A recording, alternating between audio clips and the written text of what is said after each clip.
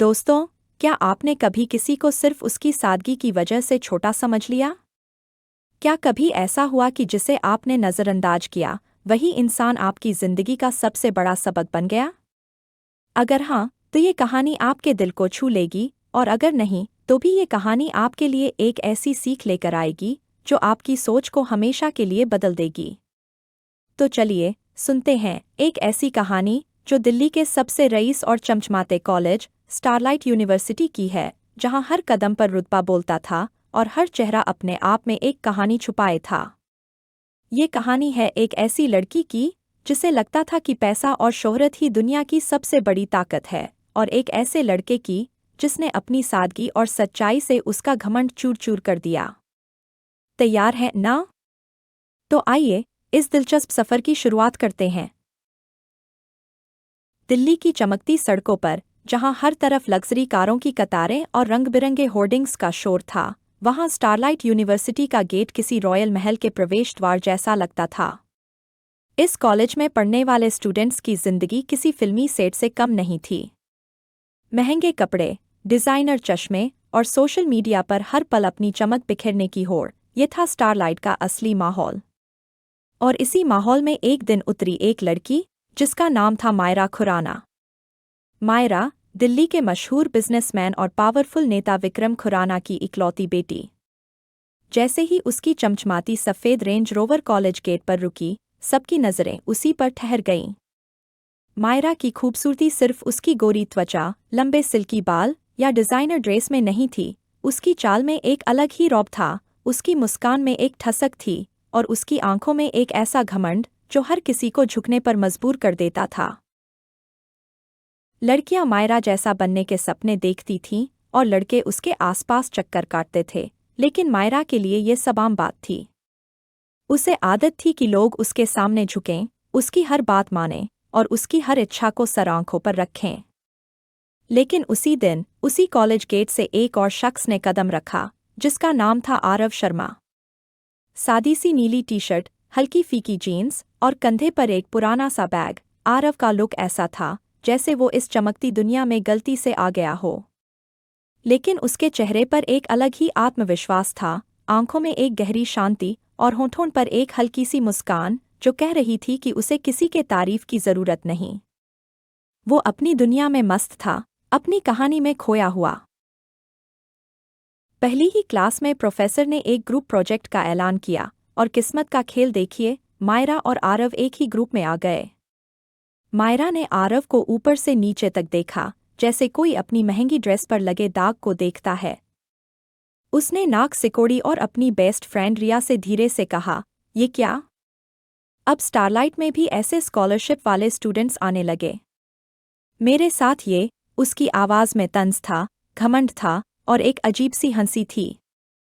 लेकिन आरव ने उसकी बात को अनसुना कर दिया। उसने सिर्फ इतना कहा, प्रोजेक्ट की डेडलाइन करीब है, हमें काम शुरू कर देना चाहिए। उसका जवाब इतना सधा हुआ था, इतना शांत था, कि मायरा के लिए ये एक अनजानी चुनौती बन गया।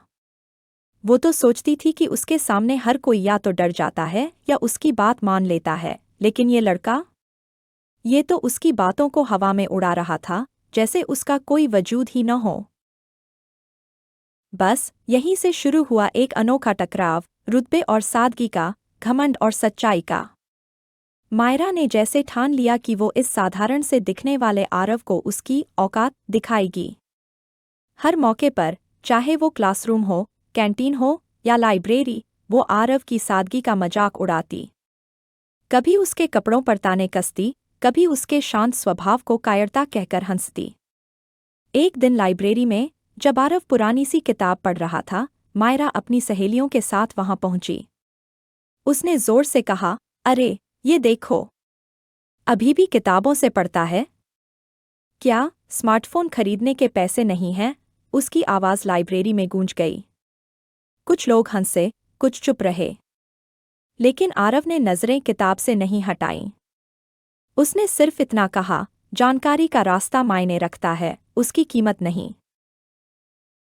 ये जवाब था या मायरा के घमंड पर एक करारा तमाचा? मायरा कुछ पल के लिए खामोश हो गई, लेकिन उसका अहंकार उसे चुप रहने नहीं देता था। अगले दिन कैंटीन में, जब आरव साधारण सी थाली में दाल चावल खा रहा था, मायरा ने सबके सामने हंसते हुए कहा, वाह, लगता है गांव की ढाबे से खाना पैक करवाया है। स्टारलाइट में तो पिज्जा बर्गर का जमाना है, मिस्टर आरव। इस बार आरव ने उसकी आंखों में सीधे देखा और शांति से कहा, भूख पेट की होती है, स्टाइल की नहीं। मैं खाना खाता हूँ, सोशल मीडिया पर दिखाने के लिए नहीं। इस बार कुछ स्टूडेंट्स ने सिर हिलाया, कुछ को वाकई उसकी बात पसंद आई। मायरा के लिए ये और भी चुभने वाली बात थी। उसे हर बार जवाब मिल रहा था, वो भी बिना चिल्लाए, बिना गुस्से के, एक ऐसी ताकत जो चुप थी लेकिन गहरी थी। प्रोजेक्ट मीटिंग्स के दौरान जब मायरा और आरव साथ बैठते, मायरा को समझ नहीं आता था कि ये लड़का इतना शांत कैसे रह सकता है। वो देखती कि आरव अपनी रिसर्च में पूरी तरह डूब जाता है। वो कम बोलता था, लेकिन जब बोलता तो उसकी बातें सटीक और समझदारी से भरी होतीं। धीरे धीरे मायरा को एहसास होने लगा कि जिसे वो साधारण समझती थी, उसकी सोच और समझ उससे कहीं ज्यादा गहरी थी। लेकिन उसका घमंड अभी भी उसे ये मानने नहीं देता था। उसके दिल में कुछ नया जन्म ले रहा था, जलन, हैरानी और शायद एक अनजाना सा आकर्षण। कुछ हफ्तों बाद स्टारलाइट यूनिवर्सिटी में सालाना फेस्ट की तैयारियां जोरों पर थीं। हर कोई किसी ना किसी इवेंट में व्यस्त था, कोई डांस रिहर्सल में, कोई फैशन शो में, तो कोई स्टेज डेकोरेशन में। मायरा, जैसे हर बार, इस बार भी फेस्ट की स्टार थी। उसका डिजाइनर लहंगा, परफेक्ट मेकअप और कैमरों के सामने चमकती मुस्कान, वो किसी रैंप क्वीन से कम नहीं लग रही थी। लेकिन इस बार उसका ध्यान बार बार कहीं और जा रहा था, आरव शर्मा की तरफ। आरव स्टेज के पीछे टेक्निकल टीम के साथ काम कर रहा था। वो साउंड सिस्टम चेक कर रहा था, लाइट सेट कर रहा था और सबसे शांत लेकिन आत्मविश्वास से भरे अंदाज में निर्देश दे रहा था। उसका चेहरा हल्के पसीने की चमक के साथ और भी आकर्षक लग रहा था। मायरा कुछ देर उसे चुपके से देखती रही, फिर अपने अंदाज में स्टेज के पीछे गई और बोली, हाय मिस्टर टेक्नीशियन, स्टेज पर आने की हिम्मत नहीं है क्या? बस पीछे छुपकर काम करने की आदत है। आरव ने हल्के से मुस्कुराया और उसकी आंखों में देखकर कहा, हर किसी का स्टेज अलग होता है, मायरा। कोई तालियों के बीच चमकता है, तो कोई उन तालियों के पीछे की मेहनत में। ये जवाब मायरा के दिल में गहरे उतर गया। वो कुछ पल चुप रही, लेकिन जैसे ही जाने लगी, उसने पलटकर आरव को फिर देखा। इस बार उसकी नज़रों में कुछ और था, शायद सम्मान, शायद एक अनकहा सवाल। फेस्ट का सबसे बड़ा इवेंट था एक चैरिटी ऑक्शन, जिसमें दिल्ली के बड़े बड़े बिजनेसमैन शामिल होने वाले थे। मायरा को पूरा यकीन था कि उसके पापा, विक्रम खुराना, इस बार भी सबसे महंगी पेंटिंग खरीदेंगे, जैसे हर बार। लेकिन जब ऑक्शन शुरू हुआ और बोली लाखों से बढ़कर करोड़ों तक पहुंची, तभी एक आवाज़ गूंजी, 10 करोड़। पूरा हॉल सन्न रह गया। सबके चेहरे पर हैरानी थी और होस्ट की आवाज़ भी लड़खड़ा गई। 10 करोड़। सर, क्या अब ये पेंटिंग कॉलेज को डोनेट करेंगे? जिस शख्स ने बोली लगाई थी, वो धीरे धीरे मंच की ओर बढ़ा। और जब उसका चेहरा सामने आया, तो हॉल में सन्नाटा छा गया। वो कोई और नहीं, आरव शर्मा था। वही आरव जो सादी टी शर्ट और पुरानी जीन्स में कॉलेज आता था। वही आरव जिसका मायरा हर दिन मजाक उड़ाती थी। और फिर होस्ट ने माइक पर उसकी पहचान बताई, मिलिए आरव शर्मा से, भारत की सबसे बड़ी टेक कंपनी शाइनटेक सॉल्यूशंस के फाउंडर और सीईओ। मायरा के पैरों तले जमीन खिसक गई। वो आरव जिसके कपड़ों पर वो ताने कसती थी, जिसके खाने का मजाक उड़ाती थी, वो असल में एक अरबती टेक गुरु था। उसने कॉलेज में अपनी पहचान इसलिए छुपाई थी ताकि वो एक आम स्टूडेंट की जिंदगी जी सके, सच्चे रिश्तों को समझ सके। पूरा कॉलेज हैरान था। लड़कियां अब आरव के आसपास मंडराने लगीं, लड़के उससे दोस्ती करने को बेताब थे। लेकिन मायरा, वो खामोश थी। उसे लगा जैसे उसके हाथ से कुछ बहुत कीमती छिन गया हो। कॉलेज की गलियों में अब सिर्फ आरव का नाम गूंज रहा था। जिसे लोग पहले नजरअंदाज करते थे, अब उसी को देखने के लिए भीड़ उमड़ रही थी। लेकिन इन सबके बीच मायरा खुद से जूझ रही थी। उसका घमंड, उसकी हर वो बात जो उसने आरव के लिए कही थी, अब उसे काटने को दौड़ रही थी। वो अब आईने में अपनी नज़रों से नज़रें नहीं मिला पा रही थी। कई दिनों तक मायरा ने आरव से दूरी बनाए रखी। लेकिन एक दिन उसने हिम्मत जुटाई। लाइब्रेरी में, जहां आरव अकेले किताब पढ़ रहा था, मायरा धीरे धीरे उसके पास गई। उसकी आवाज़ कांप रही थी, आरव, मुझे माफ़ कर दो। मैंने तुम्हें गलत समझा। मैंने तुम्हें नीचा दिखाने की कोशिश की, लेकिन तुम तो सबसे ऊंचे निकले। आरव ने किताब बंद की, उसकी ओर देखा और वही जानी पहचानी मुस्कान दी। उसने कहा, मायरा, तुमने मुझे कभी गलत नहीं समझा, तुम बस अपने घमंड के खोल में कैद थीं। मैं तुमसे कभी नाराज नहीं हुआ, क्योंकि मैं जानता था कि तुम जैसी दिखती हो, वैसी हो नहीं। मायरा की आंखें भर आईं। पहली बार उसे ऐसा लगा जैसे कोई उसे जज नहीं कर रहा, बल्कि समझ रहा है। इसके बाद मायरा बदलने लगी। वो अब आरव के साथ ज्यादा वक्त बिताने लगी, उसकी बातें सुनने लगी और अपनी गलतियों पर हंसने लगी। एक दिन प्रोजेक्ट पर काम करते वक्त आरव ने मजाक में कहा, पहले वाली मायरा होती तो अब तक मुझे ऑर्डर दे रही होती। मायरा हंसी और बोली, पहले वाली मायरा को तुमने ठीक कर दिया, आरव।